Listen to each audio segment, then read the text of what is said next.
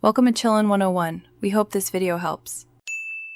You'll start by installing and signing in so the app can access what it needs.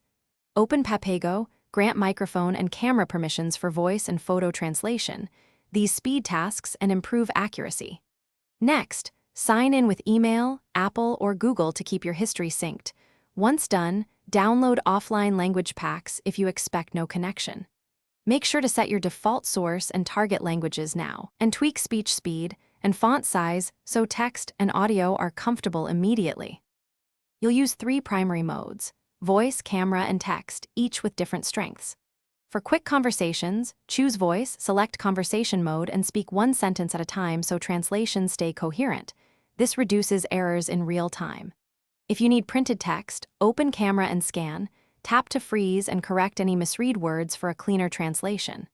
For precise or long passages, paste or type text, then switch dialect or formality options. This improves nuance and preserves meaning in official messages.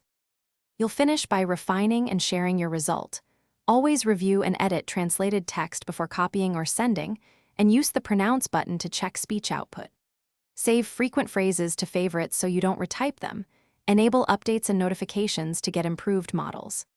If translations become inaccurate, try rescanning the text, speaking more slowly and clearly, toggling offline packs off and on, or reinstalling the app. This clears corrupted data and resets permissions, which often fixes persistent errors.